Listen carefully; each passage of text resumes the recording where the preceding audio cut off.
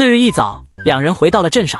陈东和大玉比他早一天从京城回来的，那边的事办好了。陈东给他倒了一杯茶，问道：“他并不知道林浩去东北是为了挖人参，还算圆满，给你带了点土产，还有给陈叔的，等下匀给你。你那几条胶全部弄好了，林叔已经拿回去了。东哥，还有东西要你帮着晒。没办法，家里没有条件晒餐，倒不是说地方小，主要这玩意太金贵，离不开人啊。家里他和林安国也不可能一直看着不动。收购站这边倒是无所谓，房顶上就能晒。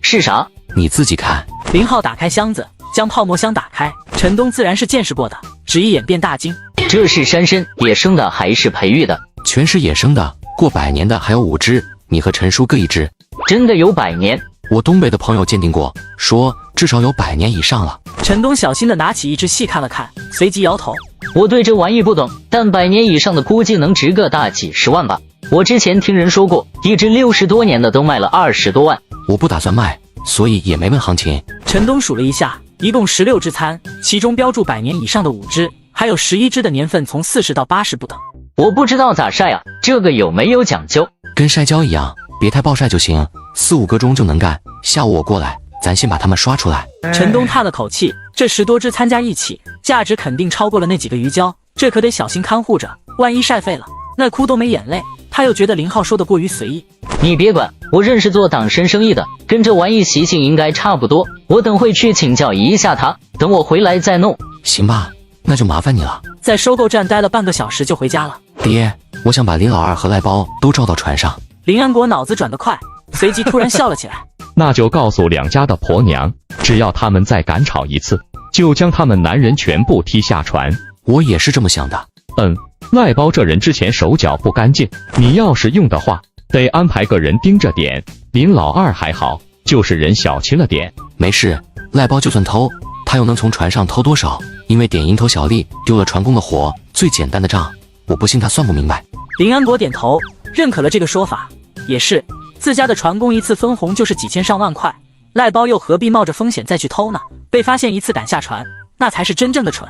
这是你不能直接上杆子去找他们，得让他们自己求上门。”“放心吧，我知道怎么办。”爷俩谈完事，林安国中午喝了几杯酒，这会也该午睡了。林浩倒没这习惯，打算回镇上帮着陈东一起把餐刷出来。刚准备走，就听屋内又传来老子的声音：“后天就是11号了，明天你记得带阿雪去买2件衣服。你娘走得早，这些事你只能自己多上点心。”“知道了，爹。”林浩答应一声便出了门，只要话题绕到自己阿娘身上，那就是林安国的毒斥时间，这时候脾气会非常大，最好别惹。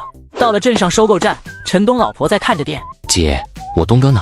林玉霞指了指后院：“和你陈叔在那边，你直接进去就行。”林浩进了后院，发现陈父正在指导着陈东刷餐，见他进来，陈父笑着问道：“阿浩，这些餐是你到东北收的？”“是啊，叔，到时您留1只泡酒喝。”陈父对于山参比陈东有见识，明白这些珍贵之处。“不是说100年的参难见着了吗？你这咋一下子收了5只，还有1只我看着至少有3、400年了，可是极品啊！这玩意要出手的话，怕得值个1800万的，花多少钱收的？”“我也是运气好，帮了别人一点小忙。那人上山赶巧，碰到一个人参窝子，听说进山7、8天呢，还差点喂了老虎。当时人参也没刷，具体的年份也是看了个大概，打包1000万卖给我的。”林浩这么说，是怕陈家父子认为产地那边容易收，要他帮着再收些，他总不能再跑趟东北吧？况且又不知道有没有好运气了。陈父点头叹息道：“我估摸着也是这样，要弄这么些，肯定要去别人没去过的深山险要之地，1000万收的值啊！”林浩也蹲下身开始洗餐，两人一直忙到傍晚，才将剩下的16只餐全部洗进晚饭就在陈家吃的。吃饭的间隙，说及后天的事：“陈叔，要不后天就在村里吧？”“后天去领证，至于婚宴要另选黄道吉日，但怎么说领证也算是大事，两家人肯定要一起聚一下的。”“婚宴到时肯定以你这边为主，后天没几个人，就我这边弄吧。”“阿浩，你跟爹说说，我这整天闲着也不是事，要不我去养殖场或者果林帮忙。”林浩开着车，林平坐在副驾驶位倒着苦水。以前林平出海回来，想着休息1、2天，结果老爹就会把他拎到果园和养殖场帮忙，但自从老婆怀孕来了市里，现在一休息他就会被老爹赶到市里来。“你自己和爹说就是喽。”“他不听啊，说急了他还发火，问我是山上的东西重要，还是老婆孩子重要，你让我怎么说？”林浩嘿嘿直乐。“行，我跟爹说说，嫂子这边不是有他阿娘寸步不离的看着吗？我理解爹的意思，他不好出面，又怕我丈母娘忙得多了，觉得咱家不重视阿荣，所以就让我多看着一点。对了，大哥，大姐中秋节会回来吗？阿梅昨晚还和你嫂子在通电话呢，中秋节肯定会回来，到时你说咱在哪？就在市里呗，让爹一起过来就行。大哥，你这2天还真要回去一趟，我打算让家具全部进新宅，我又没时间验收看着，你帮帮我。行，那我明天回去，暂时就不回市里。两兄弟随意闲聊着，没一会就到了第一个目的地，是糖酒公司。随着民营经济的兴起，超市、便利店、综合体等有机结合，糖酒公司和供销社一样，很快就颓势尽显。但若认为这2家公司不好过，那就大错特错了。早先积存的大量优质的店面资源，就是出租出去的租金，也足够让他们的员工能过极好的日子。他走进去之后，2个服务员只是看了他一眼，便自顾自地忙起来。他笑了笑，走到柜台便问道：53度的飞天茅台多少钱一瓶？468块，整箱走2680块。年份酒呢？具体哪一款？方便都说一下吗？服务员看他一眼，从本身的气质和穿着来看，似乎觉得不像是来打架的，这才报道：15年的980元，30年的2600，50年的4200，80年的9999。有多少？什么有多少？服务员被问得有点懵。我是想问，这几款年份酒分别有多少库存？林浩对茅台年份酒所知有限，曾经他喝过15年的，是上一世在20年左右喝的，那时候已经涨到了近5000块一瓶，而30年和50年的2款，他是一点都不知道。倒是80年的他听说过，当时有个钓友吹牛家里有一瓶，说是拿1915年万国博览会或巴拿马金奖那一批的原酒勾兑的，一瓶就能在市里换套房，而当时他所在的内陆城市，普通一套房的价值也得60-70万了。所以对于服务员报价9999，他没觉得贵。听到他问多少库存，服务员再度愣了愣。不是，你问这个要干什么？当然要买喽。你能要多少？年份酒，你库存有多少我就要多少。服务员一听乐了，觉得林浩是到这里来充大尾巴狼的。先生，我们这可是糖酒公司，店里没多少，总公司一大仓库呢，你能全买下？林浩也跟着乐。对，你有多少我就要买多少，不过价格嘛，我想再谈谈。这个服务员一时之间有些为难，要是对方真要买酒，那么买得多，他也有提成的。虽说是国营单位，但一切都在转型嘛，现在也不流行吃大锅饭了，除了提成还有优秀员工啥的表彰，这些对于在单位内混也很重要的。但若是面前的小伙子消遣自己，那把经理请过来对方不买，自己可就要挨批了。林浩大概能明白他的顾虑，打开随身带的包，拿出2沓钱放在柜台上。美女，麻烦你联系一下你们经理，我想和他好好谈一下，如果谈不拢，这2万块我也会在店里消费掉，你看这样行吗？你确定？见林浩再度点头，服务员的神情明显放松下来，这下有底了。不管怎么说，保底也有2万块的销售，这可是一笔大单子，值得让经理跑一趟啊。好的，麻烦你稍等，2位坐这稍等一下。没一会便从办公室再度出来。先生，我们经理离这里不远，最多20分钟就能到。没事，我等一下。不到20分钟，就见一个中年男人走了进来。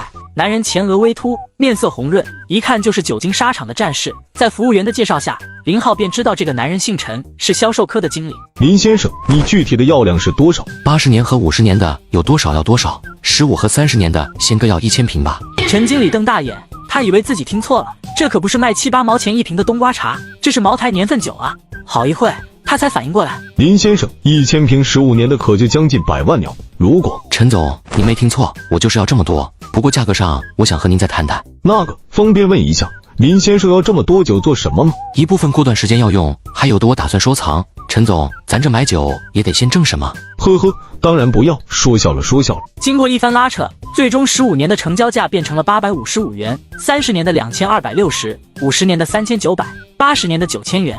林浩痛快地刷了344万多，见扣款成功，陈经理悬着的心彻底放下，面上的笑容越发的客气。林总，感谢，您放心，这些酒后天我一准给你送过去，我亲自押运，保证不会出纰漏。不够数的部分我也会加紧催促。您看晚上要不赏个光，市里有家饭店不错，叫香味的。听到香味，林浩面上玩味的笑容一闪即逝，婉拒道：不巧今晚有个家宴，以后有时间吧，我请陈经理。对了，能不能先给我备一点酒，我今明2天要用。没问题，要哪些我现在就帮你拿。今天是9月11日，大清早林浩就和陈雪来到了县民政局，一通忙碌，终于拿到了合法夫妻的凭证。走，回家。车子上路没一会，陈雪发现了不对，这不是回家的道啊，去市里。又往市里跑什么？哈哈，终于拿到了证，我要持证上岗。陈雪懵了一下，才明白他的意思，没好气的在他胳膊上轻捶了一下。两人在市里一直腻歪到下午2点多，这才回的家。你婚一结，老子这辈子的任务就完成了。就算明天死了，到地下跟你阿娘见面，我也有交代了。林浩没有劝他不要说这些，只是默默的听着。等新宅盖好，到时你搬过去，老宅还是老子的，你们小日子过啥样我就不管了，眼不见心不烦。这话说的虽然洒脱，但林浩还是听到了浓浓的孤寂感。爹，要不再找一个吧，咱家这情况又不是养不起。哼，老子的事什么时候轮到你指手画脚了？林安国不想说这些，岔开话题道：老太太是媒人，你这证都领了，总得谢媒的。明天去买点烟酒给老太太送去。阿奶那边我都安排好了，你就放心吧。林安国将杯中酒一饮而尽，晃悠着站起身，挥手打掉林浩想要扶他的手。睡吧。对了，明天顺便问一下老太太，让她再多操下心，看看结婚的日子是放年前还是年后。说完，他便回了屋。林浩将桌子上的剩菜收拾好，这才洗漱回屋睡觉。次日一早，他将带回的人参拿出一支，又把山货匀出一些。至于烟酒，他车后备箱里就有，提着大包小包便到了阿和家里。我奶一早就说你今天肯定得过来。阿奶呢？在后边忙菜地呢，我去叫一下。阿和说着便跑了。没一会，祖孙俩一起回来。老太太看他提的东西，笑道：阿浩，这东西我可就不客气了。阿奶，里面有一只山参，就拿我带的酒来泡1个月就能喝，以后每月喝2回。今天没事，他没急着走，便坐下陪着老太太聊天。我看过了，今年是狗年，狗尾不好听，我看就放在明年正月间吧。老太太显然早就想过他结婚的日子，这回不等他问，倒是主动提及了起来。林浩想着明年是猪年，狗尾不好听，猪头就好听了。不过他对结婚的日子还真没啥想法，就听着老太太安排吧。阿和呢？打算啥时候办事？我这也交心着呢，还这要到后年才合法呢。我想着要不明年先把婚结了，就是这没证，万一有了孩子户口咋弄呢？阿和今年刚好20周岁，而国家法定年龄男人是要到22周岁的，这边人普遍结婚偏早。林浩前段时间还听说邻村有个家伙35岁当爷爷的，真是英雄啊。阿奶，要不这是我来办吧，把阿和的年龄改一下。早先觉得年龄改大不好，但随着时代发展，就知道改大有多爽了，可以提前退休啊。好改吗？我等会先找人问问，应该不会太麻烦。这年头还真的不难，只要本地派出所出个证明，然后再到县公安局修正一下，重新办个身份证和户口本就行。要是能改，那就明年春天也把事办了。老太太高兴地说道。她明白，阿浩既然这么说了，至少也有80%的把握了。又聊了一会，林浩的手机响了，来电是糖酒公司的陈经理，他将第一批酒运过来了。阿和，跟我一起去新宅。叫上阿和，两人往新宅走。路过林老二家门口时，发现赖包老婆正在门口晒咸鱼。阿和想到之前他安排的事，哥，我现在去通知林老二。行吧，你去和他说。林二哥在家不？听到是阿和的声音，屋里的林老二跟他婆娘慌忙的应着，快速的打开门。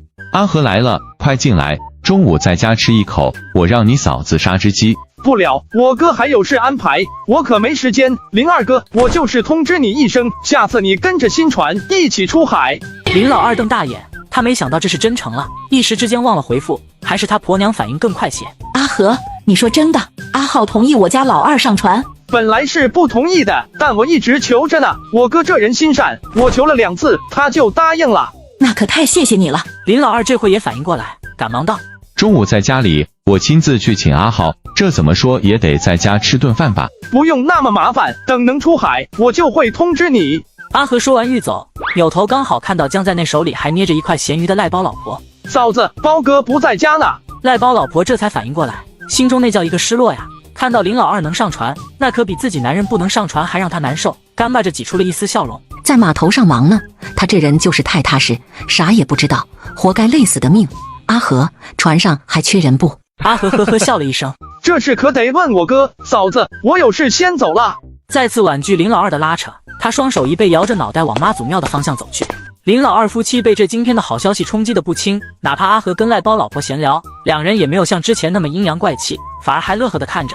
这会见阿和走了，两人瞥了一眼赖包老婆，关上门后自己乐去了。就知道下死力，怎么不累死你算了。林总，您这宅子太气派了。啧，您才是懂得生活的，花冤枉钱在城里买啥房子？你这海景别墅比城里的别墅可好太多了。糖酒公司的陈经理下了车，进了院子就感觉开了眼界。他当然能看出这个院子是花了大价钱弄的，不过想想人家买酒一买就是300-400万，也就不足为奇了。陈经理，能不能请司机师傅帮着卸一下货？放心，卸货费我会补。不用不用，这是我们应该做的。陈经理单独开的轿车，而拉酒的货车上坐了2个人。林浩打开地下室的门，便让他们开始卸货。哥，我只要点数就行了。不急，等他们卸完，到时一起点一下就行。哥，你买这么多茅台酒干嘛？箱子上都写着酒名呢，阿和自然能看清。收藏，9月陈越好，而且这玩意1年1个价，提前买点挺好。阿和心思一动，哥，那我也能买点放着吗？行吧，你那宅子也有个小地窖，放里存着就行。阿和答应一声，便又拉着陈经理到一边闲聊。阿和兄弟，你打算要多少？我可没有我哥那么有钱。陈经理心中暗笑，像他那么有钱的还真没几个，动不动花几百万买酒的，活这么些年也就碰到他一个。我也不是很懂，你就按我哥拿货的品种帮我配个100万吧。多少？陈经理猛地瞪大眼，声音不由得拔高了少许。阿和有些不好意思地挠了挠头，我没我哥有钱，只能先存这么多，我不用你们送，我自己去拉也行。他以为是有点少，对方看不上呢，实则这一会陈经理的心头已经是上万头草泥马呼啸而过。天啊，到底是这个世界疯了，还是自己疯了？什么时候买酒都是以100万来计数的了？许久，陈经理猛咽了一口口水，看了眼不远处正在打电话的林浩，收回目光看向阿和，低声问道：阿和兄弟，你实话告诉我，你和你哥是干啥的？打鱼的，我们是渔民来着。打鱼这么好赚？陈经理嘀咕了一句，又问道：这么说你们整个村都挺厉害的？他问的意思是问整个村是不是都这么有钱，但阿和明显理解错了，以为是问打鱼的技术。还行，我们村就是靠海吃饭的，不少老人比我肯定厉害，但肯定比不上我哥。陈经理都妈了，听阿和的意思，整个村都是百万富翁啊！妈的，自诩城里人，以为农村人辛苦不说，见识也少，原来自己才是坐在井底的青蛙呀！这他娘的哪是村，分明是个百万富豪俱乐部啊！陈经理，那个酒没办法弄吗？见他许久无言，阿和又问道：能弄，肯定可以，我回去就给你安排。能弄就行。对了，你给我个账号，下午我去银行给你转账。要不要去我们公司看看，顺便给你开个收据啥的？毕竟是100万，陈经理觉得还是谨慎点好。不用，我哥能找你，那说明他信你，我哥信你，我就信你，你直接给我个账号就行。陈经理突然有些感动，100万啊，居然有这么一天，自己的信誉也能值100万。连连表态，肯定不会差事，就差现场赌咒发誓了。好一会货卸完，点完数之后，林浩签了字，本想留陈经理他们吃顿饭，结果对方说还得回去有事要办，只得作罢。离吃午饭还有一会，林浩跟阿和很快走到了大哥家的位置，结果走不动了，因为有人拦道。赖包的脸都笑成了麻花。阿浩，中午一定要在家吃顿饭，咱一个村的，我和你哥又是邻居。对了，我和你哥可是同学呢，不仅一起上的学，还一起退的学呢。包哥，我这中午还有事，你要有事就说是。彼此心中都打着明灯笼，但林浩不可能自己挑明的。赖包像是变脸一样，原本的麻花立刻变成了包子，苦着脸道：阿浩，你说我也老大不小了，命苦就3个闺女，以后嫁人了，我和你嫂子也指望不上，总想着多存点钱，不然林老的出去要饭。林浩瞪大眼，你丫逗我呢？有3个闺女还不够你臭屁的，要傻小子啊，还不够操心钱？包哥，咱也人不外，你就直说吧，咱不能站马路中间猜心思吧？赖包老婆也瞪了眼自己男人，嫌弃他不中用，说个话都说不利索。阿浩，听说你的船上还要招人，你包哥手脚麻利，就问你看还要不要？林浩轻哦一声，不等他回复，就见林老二赶忙跑过来，挤在了赖包和林浩中间。阿浩，走走走，去家里吃饭，这大热天的咋站外边？林瞎子，我跟阿浩在说话，你没看见？有啥好说的？就你那眼皮子浅的，几只螃蟹都要偷，谁愿意用你？你赖包有污点，也算是毕生之耻了。这林老二嘴上毫不留情，开口就揭短，但这时他又没法反驳，脸涨得通红，拳头已被握得咯咯作响，眼瞅着又要爆发冲突。林浩开口了：大家都少说2句，嫂子在新宅忙得有些口渴，家里有茶水不？他问的是赖包老婆，后者愣了一下，赶忙应道：有的，快点进屋坐。林浩走了进去，不过在进门前，他还对林老二道：二哥，叫上嫂子一起过来吧，我有话要说。去他家。林老二的语气中带着惊异和不爽。你要不愿意就算了。林浩的话好像意有所指，林老二还在思考，就被他老婆一带往屋内走。赖包嘴巴开合了几次，但到底还是没有开口说不让人进。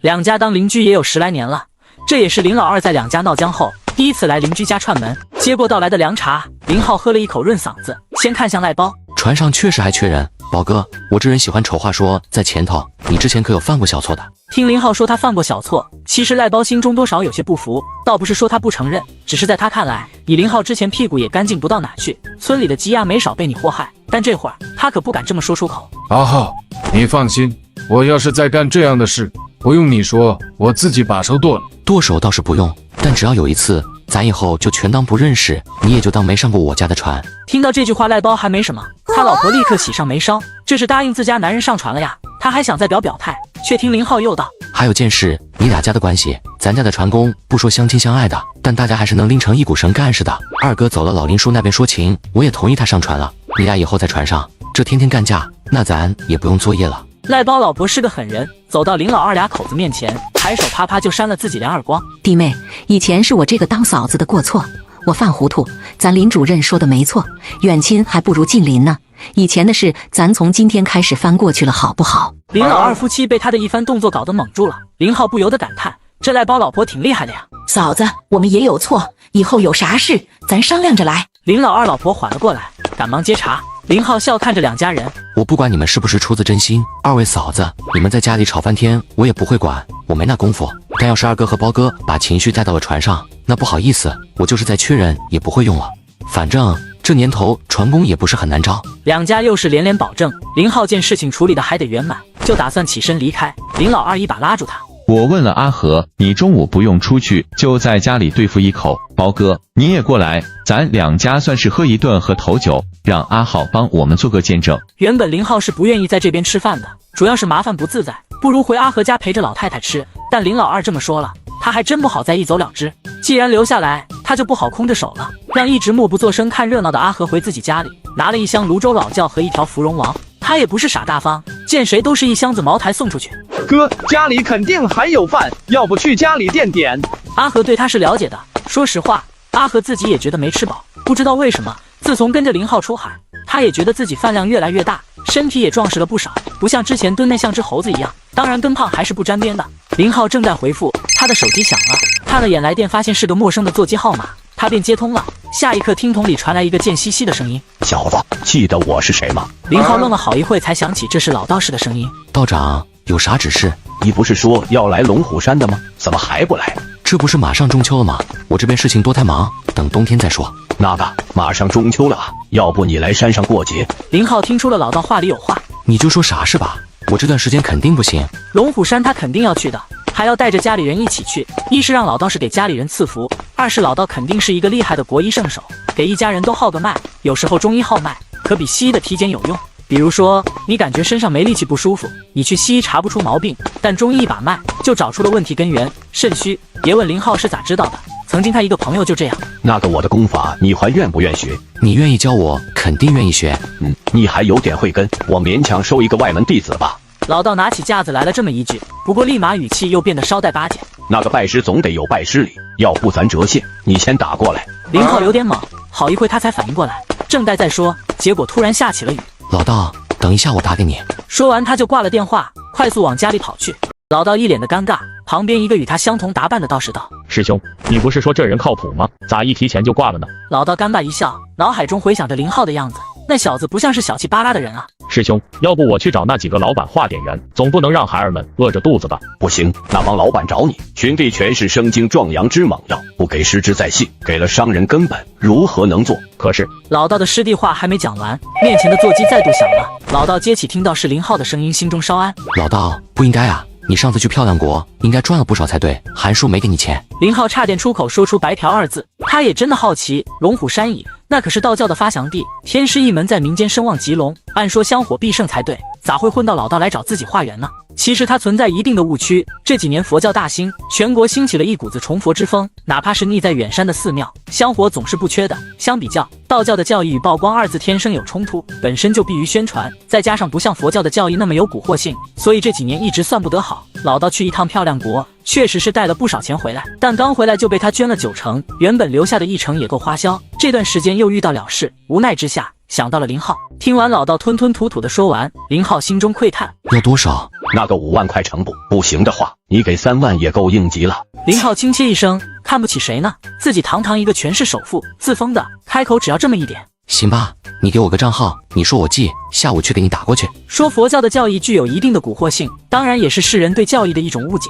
比如说放下屠刀，立地成佛这8个字，佛家原只是突出在放下2字上，是说放下嗔恨心，但不仅很多人把屠刀给具体化了，更有很多影视剧也就直接这么引用，比如说《倚天》里的谢逊。所以佛家的教义就让人觉得，我做了坏事，那么我就去敬香礼佛，我就在佛面前忏悔一下，然后就可以将此事接过。道家完全不同，讲究的是无为，清净无为，静心见道。首先就很难理解，再就是让人寻不到那种解脱感。林浩挂断电话，心中有些戚戚。就凭老道的养生本事，他要愿意在红尘中打滚，混个千万身家真的跟完似的。但只要不缺钱，这家伙就会躲在山里清修，根本不游走尘世。现在的龙虎山有40余座道观，加一起近2000名道士，其中道童占的比例极大。现在的道童与往后不一样，往后都是有钱人把孩子送过去调养体验生活的，现在里面有一部分是孤儿，都是寻访村落时被村里强塞过来的，也有部分有先天疾病，家长求上门寄养的。老道现在相当于其中一个重要道观的住持，他这一处道观里有近200名道人。你这又要去哪？去一趟镇上，这2天海面风大，不准去海边玩。知道了，小叔。林浩开着车到了镇上的银行，坐在车里想了片刻，想着会多少钱，一次不能给太多，否则以老道的大方劲又留不下来。至于说真要捐助，等自己去的时候跟老道再好好协商。他打算先汇10万块，不管怎么样，肯定够老道1个月霍霍的。下个月再汇10万，就算长期贴补，1年也就120万，没太大的压力。汇完款之后，他又给老道拨了个电话，然后又到收购站和陈东吹了会牛。我爹说那个参筛的差不多了，你要不带走？行吧，明天我看要是不下雨，看能不能去挖几条土龙，你帮我代收一下，要是收到也留着。没有留下吃饭，聊了一会他便回了村，刚停好车就碰到了老罗。罗叔，又是筐又是扁担的，你这是要干啥？后边红薯能挖了，也就2分地，打算赶晚前全收了。接过林浩的香烟，老罗就着火点着，也不急着走了。咋的？阿四跟阿友哥不帮忙？听说你要土龙，吃过饭他俩拿着锹就出去了，到现在还没回来呢。林浩愣了愣，自己要土龙，这2人怎么知道的？好像自己只跟阿和说过。老罗很快就给他解惑了。中午饭后，阿和来叫他们的。我自己能弄，哪能？都自己人你就别客气了，就他们仨那水平，还不定能挖得着呢。看着吧，他们挖不着，明天我让你4叔一起，肯定不会空着。土龙的价值很高，一是因为稀少，其二则是挖土龙真的是体力活。泥滩上有时候要挖上个2米的大坑才能抓到，而且泥滩松软，没有经验挖到一半就得挖丢了。你就不用麻烦了，我自己来就行。知道你忙，那么大摊子事呢？对了，我清早听预报说后天能出海了，按后天算，离过节只有1周的样子，你还出海吗？这次好天气时间长，怎么着也得有10来天吧，这休息的时间也够久了。林浩点头，又聊了2句，老罗这才拿着东西离开，走前还说晚上送点红薯过来。结果刚到林老二家门口，就见他跟赖包拎着个桶，浑身像猕猴一样的回来了。阿浩，看看今天运气好，挖了有4条土龙，小的也有1斤多。林浩愣了愣，不是，你们咋这天跑去挖土龙？不是说你要吗？你们咋知道的？阿和说的啊，他和罗家2兄弟提桶从门前走，我就问了声，听说你要的，我就叫上包哥一起去挖的。你看够不够？不够我明天再去挖。林浩都无语了，这阿和嘴咋跟抽了皮筋的棉裤一样，松松垮垮的。还有让他更无语的呢，提着2条土龙还没到家，就碰到了阿晨老爹，对方也提着3条土龙。那个下午时间不够，还得喂鸭子，抽空就整了3条。林浩都不知该说什么了。然而等他刚到家没一会，就见老猫骑着摩托车来了。阿浩，5条，你看够不？老猫还没走，柱子带着3个小跟班也来了，提着的桶里装了有7、8条土龙，加上阿和跟阿四他们下午挖的，林浩啥也没干，居然得了有20多条土龙，而且很明显，他们都是挑着挖到的大的送过来，所以加一起至少有50斤。本想着给钱买下来，但又觉得不合适，这是情谊来着，算了，等过年时发年终奖再说吧。至于这些土龙怎么办，反正新宅库房里的酒大把，全泡了就是，留着慢慢喝。送几条给陈东，剩下的全部养了起来。阿奶，酒全部用我那地下室的，要是我爹有。从东北带回的人参，他留了2只，一只是300多年的，他要留作万一之用，还有一只60年左右的，他打算去下市时送刘中伦的，其他的全泡了。20多坛酒泡下来，就得200多瓶的酒。他突然又觉得之前的酒好像存的少了，想了想又打了陈经理的电话，30年的又追加了500瓶。中午在阿和家里吃饭，刚好老爹也在，便将泡酒的事给说了。阿和也得了1只山参，但林浩没让他泡，先放着再说。老太太虽然身体康健，但到底年龄大了，留着一只放在那里备不时之需，用不上最好，等个1-2年再泡也行吗？下午3点多的时候，林浩到了镇码头，明天能出海了，总要检查一下船才放心。结果他到的时候，老猫、大哥和柱子已经早到了，其中还有一个生面孔，正在检查机器，还启动了机器，听了听声音，阿浩来了。大哥，你回来中午咋不回去吃饭？跟猫哥昨晚就说好了，中午就在快餐店吃的，方便着呢。老猫走到正在检查机器的那位，两人嘀咕了2句，便一起走到林浩面前。阿浩，给你介绍一下，这是杜喜，老杜可是老技工。杜喜就是之前老猫所说的维修员。林浩笑着伸出手，杜喜赶忙摆手，我手上都是油，咱就别握了。船东请放心，我老杜别的本事没有，船上的几个零件还是能弄明白的。客气话我就不说了，那就欢迎喜哥加入，等下次回来我们再补办接风宴。杜喜人还算外向，不客气地接过林浩的香烟点着，这才说急，2艘船都是新的，机器没啥问题，之前保养的也不错，就是怠速你们没调过，用的还是出厂时调的怠速，有点偏高，我稍调低了些，这样多少能节省点油料。又聊了一会，林浩帮着一起忙，舱里弄干净之后，又把网给整理了一下。林浩还到收购站，把之前丢在那还剩的20多张棉网也给放到了船上。阿浩，你带这个干啥？咱是拖网，一直游动作业。老猫不解地问起来。粘网是下在水里固定的，而拖网船则是流动作业，这两者间是冲突的。想吃龙虾了，看看能不能在作业的附近找个礁石多的岛，下个1-2网抓点龙虾。对于他这样的想法，大家也都习以为常，也没人再说什么。隔日凌晨4点，众人齐聚码头，2艘船先后出港。这次是老猫开的船在前边，大哥的奋斗号紧随其后。码头上同时出海的渔船不少，好不容易有了好天气，大家都赶着作业呢。钓鱿鱼和灯光捕鱼船，夜里11点多，风浪刚变小就走了，而拖网或者粘网渔船，则大部分都集中在此时出海。大风大浪后有大雨，乖乖歇了10多天，终于可以出海了。甲板上，阿和带着人正在收拾东西。阿和，咱啥时候下网？赖包见周围的船变少，还以为要下网了，结果这又开了半个小时，依旧没有动静。包括杜喜在内，队伍一下子增加了4人。赖包和林老二被林浩留在了自己船上，而阿明和杜喜则被安排到了大哥的奋斗号上。不清楚，这是我哥和猫哥拿主意，不过按以往来看，估计还得1个多小时才能下网。这船大号油多，这1个多小时不作业，得空耗多少油啊？林老二面上全是稀色，他本就是节省的人，这样的人守财有余，但不适宜做生意，因为之前的投资稍大一些，他可能就会退缩。水太浅，地下礁石多，网不想要了。林老二面上善然，阿斯笑着解围。林哥，忙得差不多就休息一下，在船上没事干，大家就休息。阿浩看到也不会说什么的，等开始拖网上网时，那才是真正忙的时候。到时忙得你腰都直不起来。我说，包哥、林哥，你俩的腰还成不？听着阿友的话，就想揍人。不会说话就闭嘴。阿斯训斥了一句，接着又向2人解释，忙起来半天直不起腰，我们都有些受不了。呵呵，还行，腰还行。林老二干笑2声，随即目光瞟向一边的赖包，看我干啥？我要比你好。赖包像是被人踩中了尾巴，男人嘛，在这方面有几个愿意主动服软的。几人坐着吹了会牛，阿成跟阿斯对视一眼，便起身开始做早饭。赖包和林老二是新上船的，急于表现，赶忙又起身帮忙。包哥、林哥会做饭不？赖包面上一红，他倒是会做，但他做出来的饭，除了他家养的猪，连3个女儿都不捧场。倒是林老二点头，要不你们歇着，我做一餐试试。阿成果断让出大厨的位置。阿浩哥口味偏淡，早上炒米粉，米粉别泡发时间太长，太烂了大家都不喜欢。还有青菜切细一点，不要整根放进去。阿和带了骨头汤，热下就行。新来的还成？还行吧，之前都在码头上扛过包，吃苦肯定可以。刚刚观察了一下，性子也还成。猫哥相信他的眼力，便不再纠结，岔开话题道：目的地在哪？林浩犹豫了一下。船出海，猫哥依着惯性，便是往东南方开。此刻已经出了内湾有一会，再开1个小时，也差不多过了小船的作业距离，该决定具体的方向了。其实一早他就看过系统，兴许是因为同一个地图中捕获的物种已被开发的差不多，所以今天的幸运值很一般，只有28个点，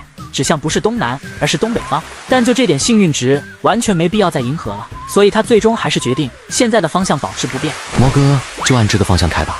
到上次鱼窝的地方看看。老猫提议，他昨天就这么想的，关键是上次那满海面鱼的画面太震撼了，如果万一这次还是这样呢？林浩笑了笑，哪还不知道猫哥心中所想。没这么好的事了。突然他心思一动，提议道：“要不去上次发生地震的地方看看？什么地方？你知道坐标吗？”林浩也不知道具体的坐标，但上次听大哥所说，就是在那片鱼窝向南30海里。他在 GPS 上一番操作，指给老猫看。猫哥，大概就是这里。老猫凑近细看了看，随即双眉一拧：“阿浩，离中线太近了吧？”没事，这个海峡本就是我们的内海湾，湾湾也是咱的领土，连公海都算不上，有个毛的中线，咱怕什么？老猫愣了愣，语气郁闷：“阿浩，你可以上新闻联播了。”哈哈哈，放心吧，猫哥，离中线还有10多海里呢，只要不越过去，肯定是安全的。林浩当然不会以身涉险，现在的两岸关系还是蛮紧张的，因为湾湾现在当家的是阿扁，真的毒，而且现在怎么说呢？国家还在怀柔，以便于有更好的时间去发展海军力量，他就不给国家找麻烦了。好吧，这就是给自己的软弱找了一个借口，他暂时还真不敢去那边。拿定了主意，两人便聊起了其他，不时看一眼水测仪上边的深度显示，看一下适不适合下网。哟，今天这米粉炒得不错，谁的手艺？早饭点，林浩端着一小盆炒米粉，坐在甲板上尝了一口，惊奇道：“五哥炒的比我跟阿斯哥做的好。”阿晨说完，还带着一丝促狭的笑意：“又多一个做饭的，自己可以更轻松。”二哥，你这可以啊，咱村男人中估计你的水平最高了。林浩看向林老二打趣道：“还行，以前给镇上的一个下乡大厨跑过腿。”林老二有些不好意思的笑了笑。所谓的下乡大厨，就是指主家准备好东西，请他来做，忙一天给个2包烟多少钱的，渐渐的就变成了这帮人全包了，包工包料还包碗碟。吃完饭，离港也3个多小时了，驶出约有40海里的样子，早驶出了小船的作业距离。老猫通过喇叭通知大家放网。包哥，你跟二哥应该不陌生吧？第一网你们来下。林浩主要是想让两人适应一下，倒不是刻意为难。大船的拖网和小船差不多，无非就是叶缸更长，荡板更大些。赖林两人虽说没有自己的船，但结婚前几乎都出过海，所以下网还真的不陌生。没一会网面就整个下入海中。大家可以歇一会，看看第一网能不能开门红。要是每网收获好，咱说不准还能提前回去过中秋节。离中秋还有6天，这一趟的好天气时间较长，提前回去的可能性不是很大。除非在4天内爆仓，但2艘船能装50-60吨的渔获，除非像上次一样，所有的鱼全部聚在一块，而且全浮在水面上等他们捞，不然几乎不可能。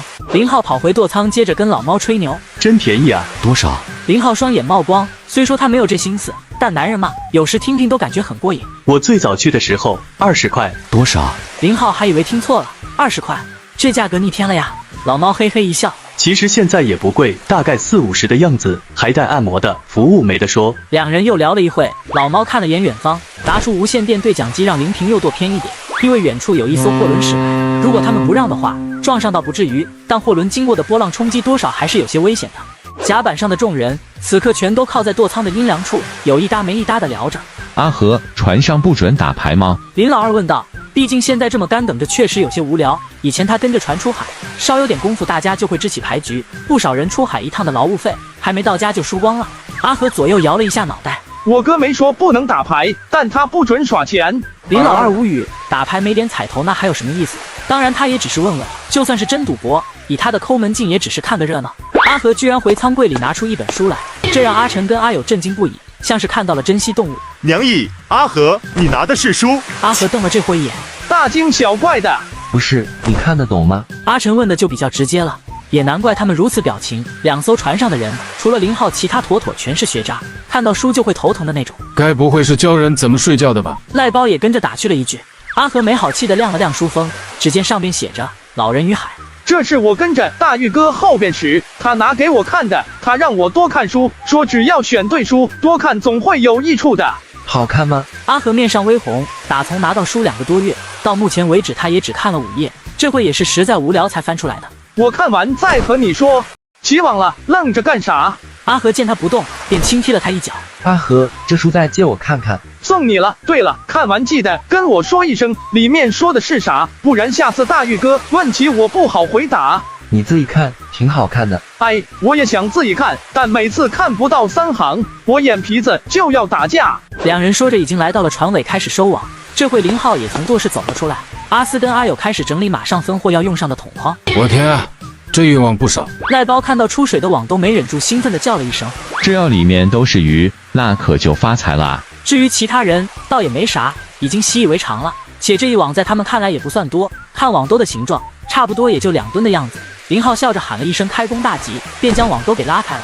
下一刻，一条条如同银白色丝带的物事便从网中掉落到甲板上。带鱼，全是带鱼，发财了！赖包看到滚落下的渔获，一边大叫一边兴奋地拍着大腿。林老二瞪大双眼，嘴巴开合着，愣是没发出声音。他虽说不是老渔民，但也是土生土长的海边人，对于出海捕鱼总不陌生。不管在哪艘船上，这一网都算是大丰收了呀。没想到今天出海的第一网就有如此收获。哥，是黄木带。阿和的语气中居然还带一丝嫌弃和失落。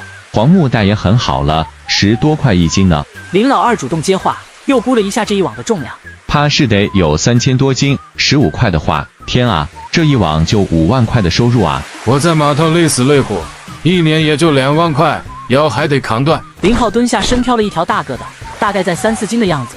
对于这样的收获，他只能说是能接受。快点分拣吧。带鱼黄木和黑木，或者说大眼和小眼带有着很大的区别。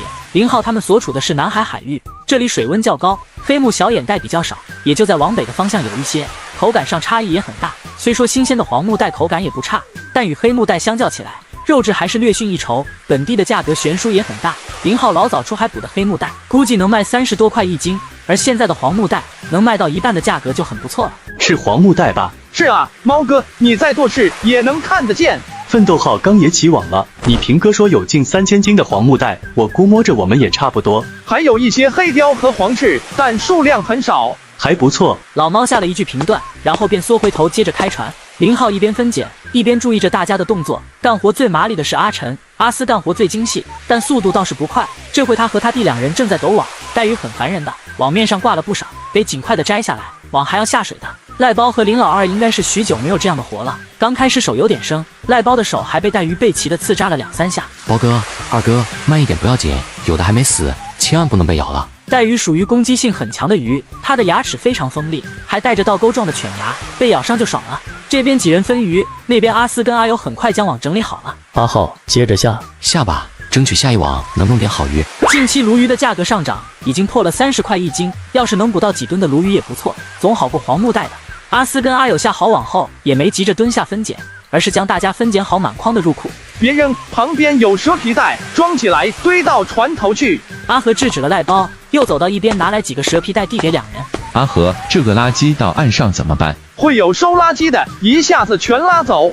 那给多少钱一斤？阿和愣了愣，不用给钱，只要他们帮着把船上的挑选干净，蛇皮袋还给我们就行。林老二面上抽了抽，果然败家呀。他看了眼望着远处正在抽烟的林浩，凑到近前小声道：阿浩，这些垃圾下船交给我处理行不？见林浩面露疑惑，他又赶忙补充：你放心，我知道船到岸我要忙着卸货，我找人来处理，保证不影响咱卸货。行啊，二哥，卖不到多少钱的。林浩当然明白他要这些垃圾干啥，怕对方劳心劳力，到时发现收入过于可怜。毕竟他送给收废品的不用挑拣，但若是拿去卖钱，就得花功夫挑了。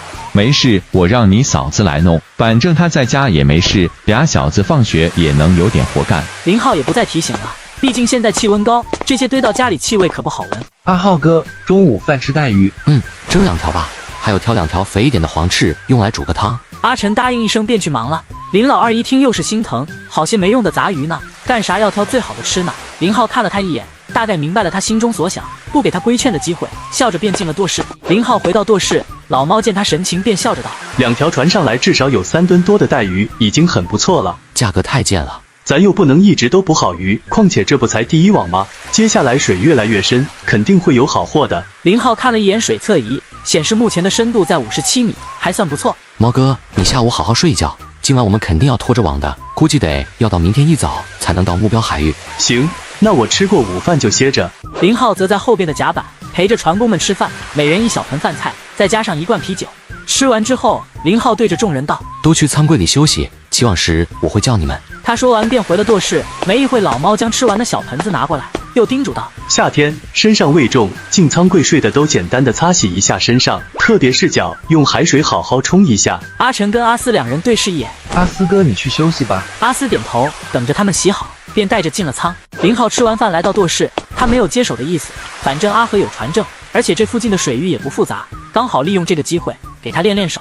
刷完锅收拾好厨具的阿晨也钻进了舵室，手里还拿着早先阿和的那本书。阿浩哥，这个字读什么？林浩看向他手指的方向，笑了笑道：囊，皮囊，锦囊妙计，所以大意就是口袋的意思。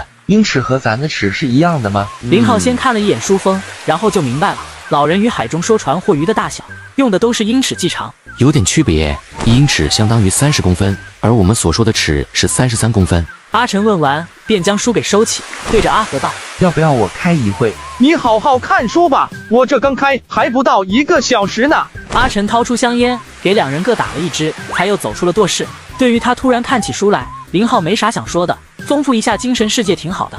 至于书中作者的表达，没必要过于去纠结，又不用写读后感，很无聊。他坐在舵室中，没一会也昏昏欲睡。阿浩哥，差不多能起网了。迷糊之间，他听到了阿晨的叫声，抬手看了眼时间，已经下午3点左右，双手搓了搓脸，他轻嗯一声：“猫哥在休息，你进仓柜里叫其他人时动作轻点。”阿晨刚走，林浩先看了眼 GPS， 确认目前的方位。下一刻，无线对讲机响了，里面传来大哥喜悦又透着少许无奈的声音：“阿浩，你们起网了吗？正打算起，你们2网起上来了，也刚倒出来爆网了。哟，那可是好事。都是什么鱼？有的头疼了，8成全是梅童，还混杂了一些春子，但量不大，顶多1000来斤。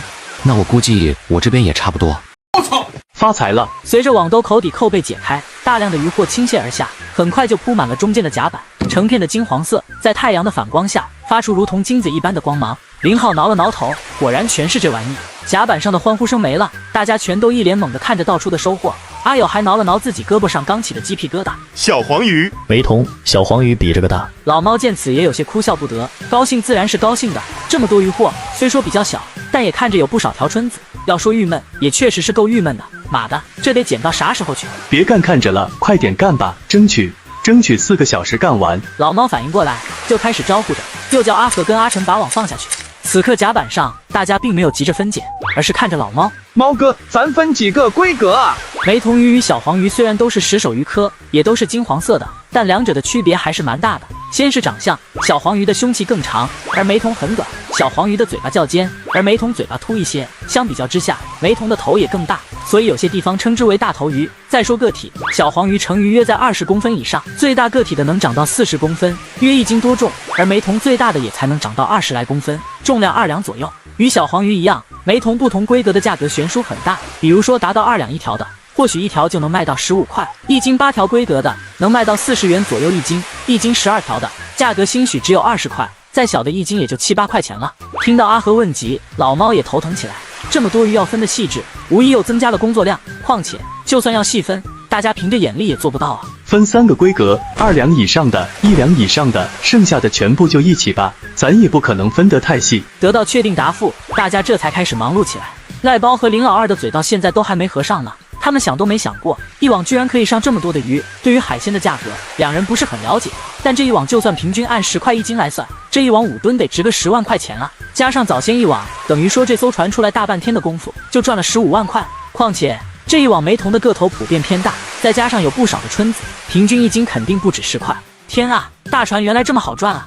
不对，之前他们也跟过大船，比这更大的船也没这个收获呀。那这到底是啥情况？不得了啊，这海运真好。跟着我哥出海，这就是基本操作。我们之前还捕过一网7、8吨的，分2次吊装上来的。老猫看了一眼两人，语气严肃道：“在船上看到的一些事，回去就不要议论了。”两人愣了愣神，不明白这话是什么意思。在哪里捕的，捕到了什么，看到了什么，回去就不要说了，这是咱船上的规矩，说出去就不灵了，坏了海运。阿晨也跟着找补了一句，两人依旧不是很理解。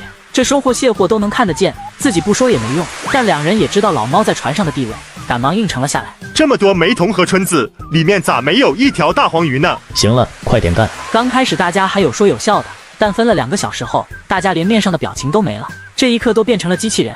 一直到近8点，等到将分好的筐全部入库，大家这才齐齐的往甲板上一躺，腰快不是自己的了。都起来，快点冲洗甲板，该收网了。老猫双手掐着腰，大声的叫着。但愿这一网都是大鱼吧。所以第3网上来时，居然还真都是大鱼，小的3、4斤，大的一尾都有10多斤了。这一网相较上一网差的可不是1星半点，权重大概在1吨半的样子。哈哈，还真都是大鱼。阿友兴奋的大笑着。笑个屁，这是军曹鱼，不值钱。阿晨的一句话让阿友的笑声戛然而止。猫哥，这鱼不值钱。阿友不相信，这鱼看着多喜人啊，一条条多大，怎么看都比梅童要好。这种鱼在浅海不多见，阿友家虽然是地道的渔民，对于这一种他还真不是很清楚。老猫也有些失落，今天看着收获不少，但3网加一起的价值可能都抵不上以前出海的1网。毕竟以前1网的收获就价值40-50万，但今天3网加一起，估计也就20来万，真的算少了。还行吧，估计能卖到11-12块一斤。听到这个价格，几人皆是齐齐叹了口气，2-3千斤也就卖个2-3万了，还不如上1网的梅童呢。虽说累点，但怎么说也值个10多万吧。林浩也过来看了一眼，笑看着众人道：“没啥好失望的，马上进入深水区，下来收获会更好些。大家抓紧时间分。二哥，你别分了，开始做饭，挑一点大梅童，咱炸了等下喝酒，吃完还能眯一会。”他的轻松话语还是很有感染力的，大家的士气再度高涨起来。对啊，这不也补了20多万的货吗？这次好天气时间长，怎么说也有个100来万的。没错，抓紧时间干，干完吃饭。林老二则下到冷库开始挑拣小黄鱼，犹豫了一下，他还是咬咬牙从装1两以上的筐中挑了10几尾。就这他心里都在喊着作孽了。结果刚上来打算杀鱼，阿成过来看了一眼就制止了。阿浩哥说挑大的，还有你挑这么点喂猫呢，咱船上8人，1人2条都摊不到。尝尝味就行，我怕。你就算吃个10斤，阿浩哥一句话也不会说。五哥，别拿你的小心思来猜度阿浩哥的心思。阿成多少有点明白林老二想什么，一是他自己抠习惯了，二是他怕自己拿得多，阿浩嘴上大方，心里头不痛快。行了，五哥，你去捡鱼吧，我来弄。阿成拿起他挑好的鱼又下了冷库，没一会不仅装着满满一盆子的大梅童，还提了2条春子出来。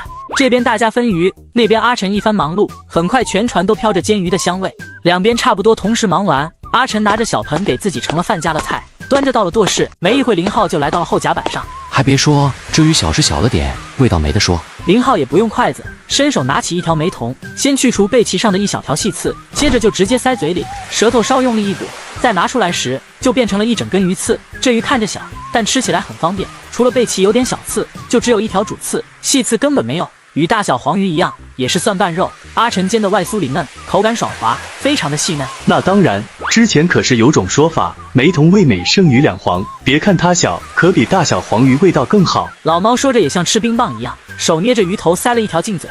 大家都吃，多吃点，要是不过瘾，咱宵夜还吃这个。林浩发现自己有点爱上这一口了，比之前相煎的小黄鱼味道更好。没一会，一小盆梅童鱼被吃了个干净，啤酒也刚好喝了1箱子。林浩则在船头寻摸了个地方，没一会就睡着了。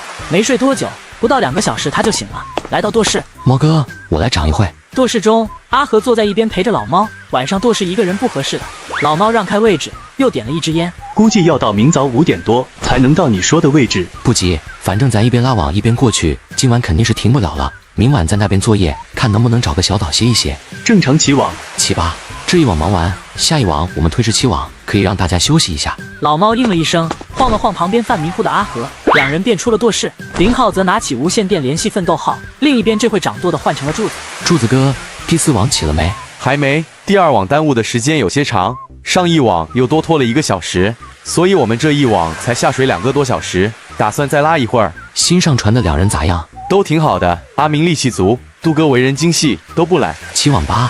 这一网早点起，下一网拖得久一些，让大家可以睡一会。行，那我这就通知他们。挂了电话，他估计这边的网也起来了，便起身跑到后甲板看了一眼，刚好看到阿和将网兜绳拉开，从网兜的饱满程度推算出这一网与上一网差不多，大概也就1吨多的样子。随着网绳拉开，成片的海货掉落，底下的甲板上很快就铺满了成片的红色。卧槽，这是啥？阿友惊呼了一声：“鱿鱼！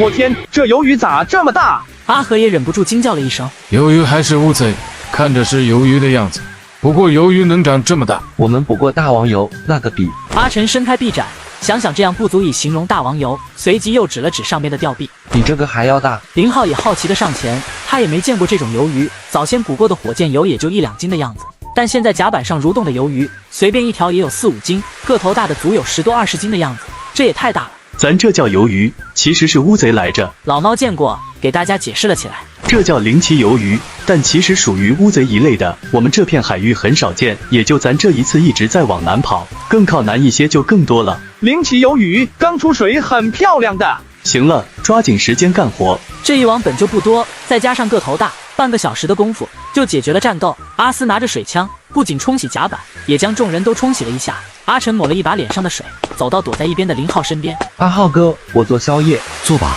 别搞太复杂了，炒点米粉，吃完大家都休息一会。阿成答应一声，正待走，林浩又补充道：多条鱿鱼放一起炒，这些鱿鱼味道好。没一会，老猫换好衣服走到他旁边，给他打了一支烟，这才叹口气道：“人啊，吃多了精米，再吃粗粮就困难了。”魔哥，你这话里有话呀。老猫苦笑着道：“这个鱿鱼看着不错，在咱这片也不多见，但东南亚几个国家出口的很多，我估计价格也不会太好。”林浩默然微点了点头。刚刚他抱起鱿鱼的时候，已经在系统里看了，系统给的估值只有可怜的16块一斤，就算现实能卖得更高一些，但也高的有限。这一网2000多斤，等于说也才3万多块，相较前面几次的出海，这一次确实很拉胯，还不错了。别的船有这收获就得烧高香了。我也知道，但就是难免和之前的收获对比，一对比就感觉心里有些没着没落的。哎，不过这也才第1天呢，往后想来会更好的。林浩笑了笑，没再纠结这些，岔开话题。魔哥，等一下你去休息，到3、4点钟的时候我叫你。行吧。饭后大家相继休息，阿和陪着林浩在舵室里开船，大哥通过无线电一直在和他聊天，同样说及了今天一天的收获。大哥，你们船上吃的千万别省，想吃啥吃啥，省不了几个的。林浩就担心自己这一船伙食太好，而另一边他们太省，船工下船后难免也会对比的。放心吧，晚上吃的清蒸梅童，那玩意别看小，比大黄鱼的味道还要好些。啧。经过确认，今天2艘船的收获差不多。其实林平提过，就在拉到梅童鱼的地方再转1、2圈，要是还能找到鱼群的踪迹，必然又是爆网，但被林浩给否了。这次出海虽说目前为止系统没给过指示，但他的心中就有一种强烈的感觉，那个地震带的位置好似就有一场泼天的富贵在等他，在向他发出召唤。哈哈，这是扯淡，最主要他就是想去看看发生过地震的海域是啥样的。这一网他打算拖个5个小时以上，一直到接近地震带的水域才起网。至于这一趟到底是喝汤还是吃肉，就看地震带的地方能不能给他带来惊喜了。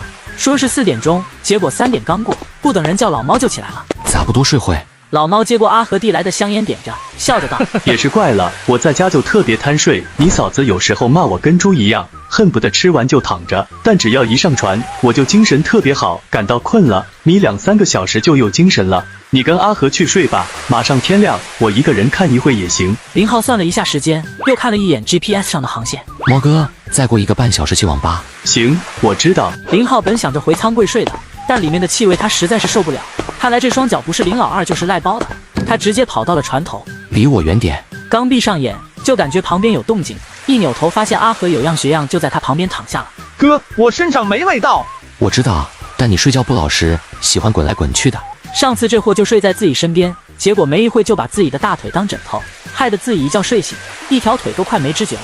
将阿和撵远了些，他又闭眼睡觉，确实是困了，没一会便沉沉的睡去。林浩是被晒醒的，没办法，海面上太阳冒头的早，不到8点，太阳已经老高，紫外线也强得可怕。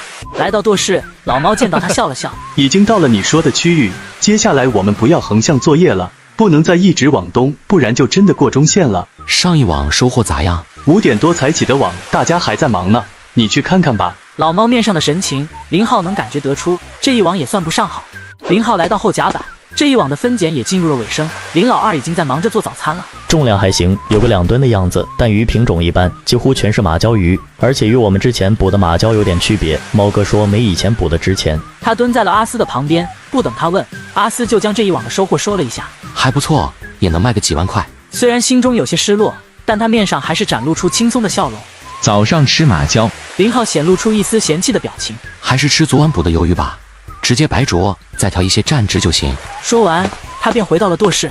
魔哥，这一趟水深好像一直很平均啊。老猫看了眼水测仪，到目前为止好像还没有深度过100米的地方，航道水域还算平坦，都在60、70米的样子。刚刚起完网，经过一处只有30多米深。林浩叹了口气，看来这次咱位置选错了，下次咱还是往东北方向跑，水深一点，好货也多些。别急，这边海域咱也是第一次来，说不准接下来会变好呢。林浩露出一丝苦笑，心思一动，打开了系统，发现今天的运气值倒是还成，足有64点，而方向居然是指南方。妹的，再往南就要干到东沙群岛去了。阿浩，你说什么？没事，没法再往东，因为往东不小心就要过中线，所以这回他们的船本就往南在行驶，所以也不用他再交代。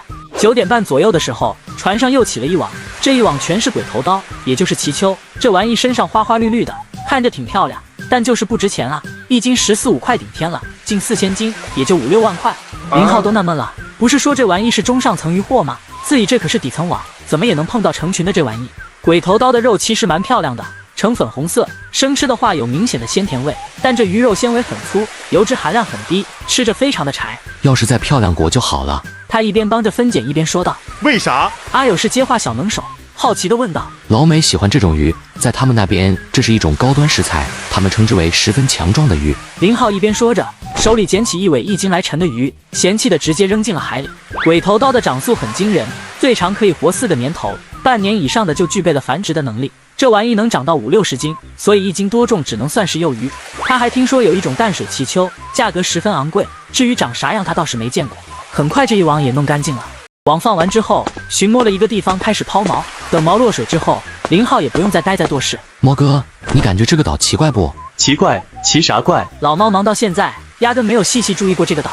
我也不知道咋说，总感觉像一座铁山似的。老猫没有再接话，他跑2步站到了舵顶，这里更高些，开始细细打量。林浩走到旁边，给他打了一支烟，他下意识地接过，但目光还是停留在岛上。还别说，与我们看的海岛还真有些不同。不过大海大了，有些稀奇古怪的小岛太正常了，咱也不用担心啥。说完这些，林浩突然心思一动，猫哥，咱在 GPS 上好像没看到这个岛。老猫笑了笑，别说这里了，咱家边上的小岛很多 GPS 上边都没显示，这太正常了。猫哥，你看这个与咱在潜水时看到的暗礁像不像？林浩还是说出了自己的猜测。老猫瞪大眼，愣了片刻，猛地反应过来。对，你这么一说还真是像。你的意思是这是暗礁？不对，暗礁咋跑上边来了？老猫刚否定，立马又自己解释了起来。地震，对，这里发生了地震，地底发生变化，把这里抬高了。你是不是这个意思？见林浩点头，阿浩，启动船，咱找个能登上去的地方看看。林浩本就有这个打算，结果刚启动机器，老猫又一脸激动地跑了进来，像是打摆子一样，浑身都在颤抖。阿浩，快看看，船出问题了！林浩心叫完蛋，这要是在海上出问题，老杜能修好还好，修不好可就得靠勤奋号拖回家了。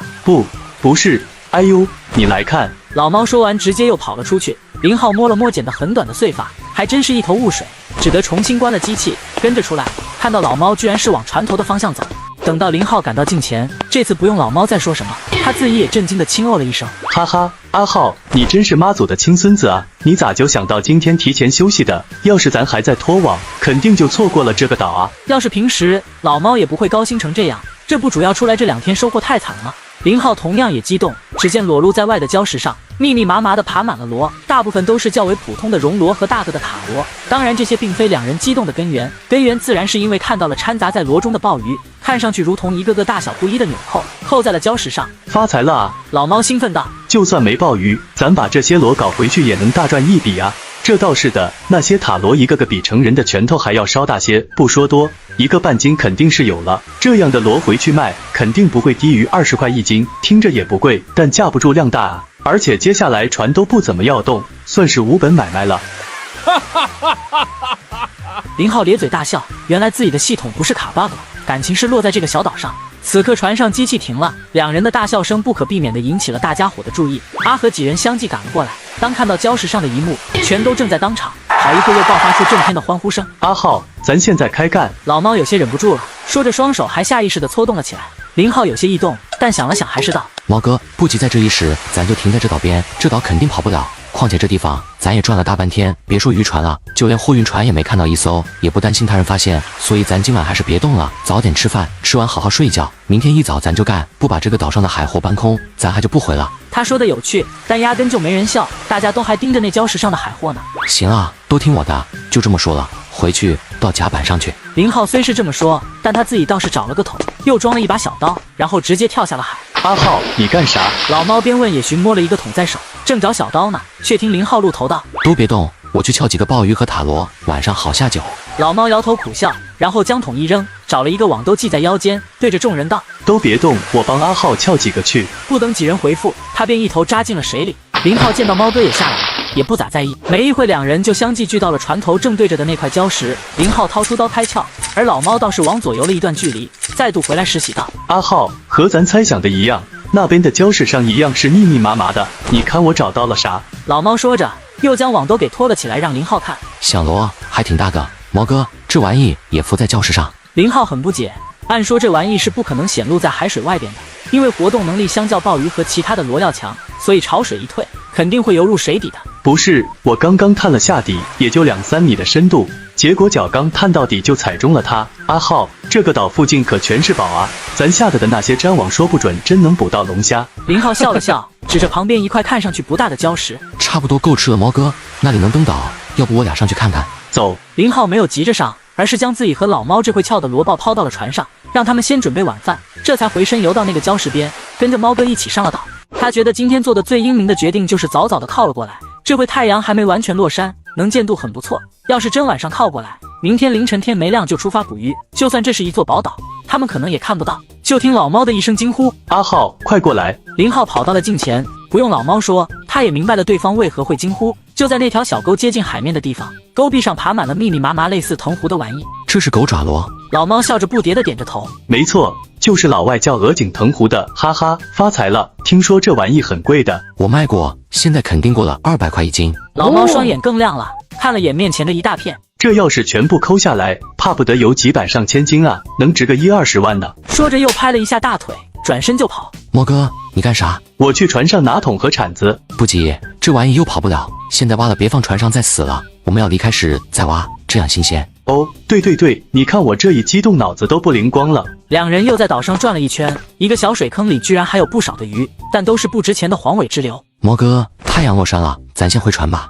猫哥一指那些狗爪螺，打趣的笑着。没想着抠一点晚上尝鲜。林浩将其肩头一搂，也就名气大点。说实话，还真没鲍鱼好吃，关键是肉还不多，没有鲍鱼吃到嘴里那种满足感。两人说说笑笑的回到船上，这会远处奋斗号也缓缓的靠了过来。阿浩，咱这休息的也太早了。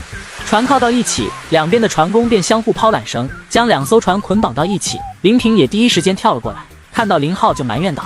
不等林浩回复，他看到阿晨正在洗刷的鲍鱼愣了。这玩意拖网也能拖得上来？哈哈，大哥，等一会又就得夸我英明了。英明个蛋，就没见过比你还懒的。人家一网3-5千块的收入，还不是拖得一身劲？你每网都上万，居然还看不上了。说完他叹了口气，之所以同意这么早休息，说实话他自己也有点看不上了。没法子啊，早先出海每一网的收获太好了。林浩也不多说，趁着还有点亮光，他将大哥拉到了船头，指着边上的礁石。林平看到了，愣了好一会，一动不动，片刻才像是回魂一样，惊喜的道：“边上的礁石都是。”猫哥游了边上的，说都有。那还等啥啊？快点干！大哥，别急，今晚咱好好休息一下，明天一早开始我们就开干。我跟猫哥还在岛上发现了大片的狗爪螺。林平越听越兴奋，双手搓动着，感觉一刻都忍不了了。走吧，咱今晚喝一杯，好好歇歇。听到喝酒，林平总算是舍得离开了。林浩一觉睡醒，天还是黑的，感觉睡够，他便起身。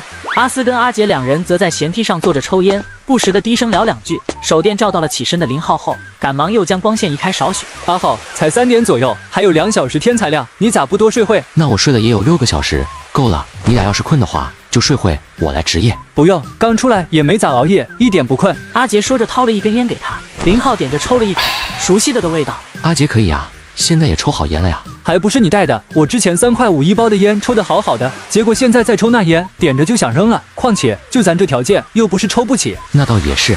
两人低声笑了起来。林浩看了一眼水面，运气还不算好，并没有发光的大眼鸡成群的浮出水面。不过想想就这里的水深度，大眼鸡这个品种都不会有。跟两人聊了会，又看了眼小岛，林浩心思一动，自己回舱里，不一会翻出一套潜水服、头灯还有气瓶来。见他在穿潜水服，两人哪还不明白他要干啥。阿斯劝阻道：“阿浩，等天亮再下去吧。”没事，我系着安全绳呢，我就下去看看情况。有些海货晚上比白天要好抓。下水之后，他没有急着下沉，拉着安全绳在水面上待了一会，让身体适应了水温，他这才打开头灯，开始下潜。如老猫所说，靠近礁石边，深度也就3-4米的样子。灯光所照，隐在水中的礁石上边的海货似乎比鹿头的部分还要密集些。刚好看到一个呈弧线游姿要逃的扇贝，他伸手一抓，也是巧了，正好抓着。虽说他下海不是为了这玩意，但本着不浪费的原则，还是将其塞进挎在腰间的网兜当中。刚到底，他就惊喜地发现了一只大响螺，那个头比自己的脸都还要大，妥妥的3斤以上。这个可是极品，1斤至少200块。装进网兜之后，他又寻摸起来。他没有管礁石上那些密密麻麻的螺贝，主要就是探寻水底部位。林浩露出一丝恶趣味的笑容，然后便将海参给收了。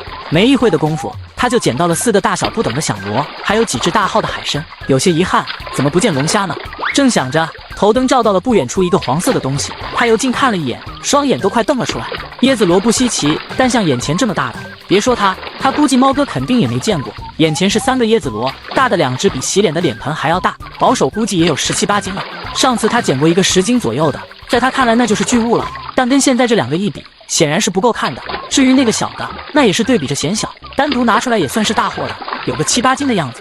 艰难地将3只塞进自己的网兜，明显感到身上变重了，而且网兜也被塞得没有啥空间。他将身上的安全绳解下来，将网兜拴在上边，正打算回船，结果下一刻一条石缝中，终于发现了心心念念的天线。游到近前，发现这一条石缝里的触须很多，略一估量至少有10多只龙虾，没啥可犹豫的，伸手就朝最长的2条触须抓去。他手很准，但当他抓到触须打算将龙虾拉出来时，一股子钻心的疼痛从掌中传出。妈的，不是小青龙，而是杂纹龙虾。他在心中暗骂了一声，又觉得自己太冒失，该戴手套的。杂纹龙虾又叫黑白纹龙虾，学名山龙虾，是我国沿海较为名贵的龙虾品种。这玩意有一点不好的是，它的触须上布满了细小的尖刺，一不小心背被扎。他没有松手，而是伸出另一只手抓向触须靠尾端的地方，这个地方变细，尖刺也几乎没了。唯一的缺点就是，若是一不小心，就把龙虾的触须给折断了。将龙虾拉出，手上的疼痛似乎也不算什么了。这一只足够大，至少3斤打底。对比波龙之类，这个体型算小的，但对于山龙虾来说，算是很大的个头了。国内的龙虾其实很多进口自东南亚，而且有一个奇怪的现象，那就是同样品种的龙虾，本港捕的居然高于进口来的。就拿这一次发现的杂纹龙虾来对比，进口的现在行情大概1斤80、90就可以，但若是本港的，肯定是破百了。至于有没有把进口虾说成本港虾的，这种情况大把，特别是忽悠那些对海鲜不是很了解的，买10只有9只估计得被骗。林浩抓了4只龙虾，剩下的全部缩到了更里面，手上没有工具，林浩也拿剩下的没办法。抓住安全绳，他稍用力抖了2下，下一刻另一头就传来了拉力，倒是省了他花力气游泳了。潜水很费力的，还好他所处的地方水深有限，压力还不强，呼吸不算难。游到船边，居然是老猫伸手拉他的。魔哥，你咋起来了？睡够了，你咋自己一个人夜里下水了？老猫的声音里带着埋怨。没事，我就在船边上转转，看能不能碰到龙虾。这玩意白天不定好抓。下边海货多吗？多，比上面的还多。毛哥，咱天亮先解决上面的，争取花个2、3天时间，把这座岛上的宝贝全搬上船。哈哈，东方不亮西边亮，这次拖网不咋的，结果发现这么一个宝贝岛，等咱回港卸货，估计能惊掉不少人的下巴。拖网船居然收获的全是螺贝，找谁说理去？林浩想到他说的画面，也没忍住笑了起来。